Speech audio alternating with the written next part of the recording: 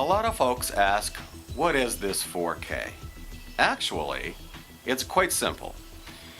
Some refer to it as ultra high definition, UHD, and there are two flavors of that. But let's simplify this. If you have an HD monitor and you put another one right next to it and another one right below it and one to the right, you'll have 4 HD monitors.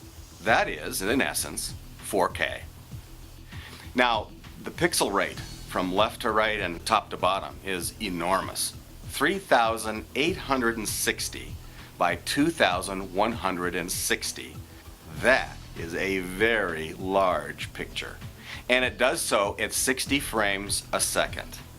It also does it at a 422 traditional color sampling rate. And that makes for that large 12 gigabit payload. Essentially, there are 3 ways to tackle this 4K beast. What I mean by that is the signal.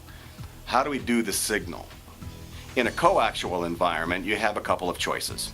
You can either use 4 3G cables, or you can use one single 12 gig cable. The problem with the 4 3Gs is that it becomes very cumbersome very quickly. So pretty soon you have more cables than you know what to do with, number one. And number two, it's very important that you have them in the proper order.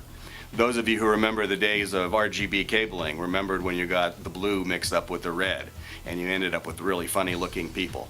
So we didn't want to end up with that idea, and if you could keep it down to one cable, Utah Scientific took the lead of creating some of the first single link 12 gig coaxial connections. The other idea behind that is that Belden quickly made a cable that was compatible with 12 gigahertz. Those kinds of frequencies are outrageous for cable vendors. However, Belden stepped to the plate and they really did a good job of creating some new cable technologies that we can use for the future. And in fact, the truck companies actually came to us and said, gee, the IP stuff is very exciting, but it's very complicated, and a lot of our truck shoots have not gone well, and we want to endorse the 12 gig idea. Why? Because it's easy.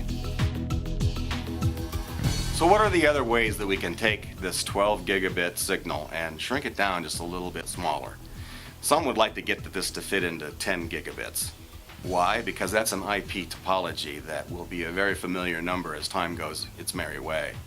But for now, we just need to lightly compress that. So that's now being referred to as mezzanine compression. If we have baseband and it's uncompressed, and we have final compression, we have H.264, high efficiency video coding called HEVC, we need something in between. Something not really hard, but not something uncompressed. So that's why it's termed mezzanine, or in the middle compression. And by that, it's aimed really at 4-to-1 compression. So if we have a 12 gig signal, we can shrink it down to about 3 gigabits. Ah, familiar number. We like familiar numbers. So in that environment, if we can keep the latency down to a dull roar, this is a possibility that light compression may solve a lot of issues. And there are several variants that are kind of coming to the forefront as we speak, right? So the SMPTE 2048 standard is VC2, and that's one idea. The people at Intupix are creating a standard called TICO, and that one does that same thing. So there are a number of variants that actually can lightly compress the signal and not interfere with it, and yet keep the latency, which is extremely important in live environments, down to a very manageable budget. At Utah Scientific, we've always been the heart of production environments, and that starts with the router. So we like to think of ourselves as the means to get from the camera to the recorder to the editor. And by doing that, when we simplify it down to one single cable. Even though it's a familiar coaxial cable and not something in the fiber optic environment, a lot of users are very comfortable and very familiar with this kind of technology. It's just bigger. Where is it going to go? What's making it complicated is bigger increased frame rates, or even bigger payloads for higher resolutions. And what I mean by that is UHD2, also known as 8K. So if you thought 4K was bad, 8K, you haven't seen nothing yet. This thing is outrageous. So we better figure out how we're going to be able to blend all of these technologies together. Maybe there'll be some mezzanine compression. Maybe there'll be a difference in sampling. Maybe there'll be different optical fiber networks that we can start to work with. All of those are what Utah is working on right now. Big flavors, big payloads. We have big ideas to go behind that.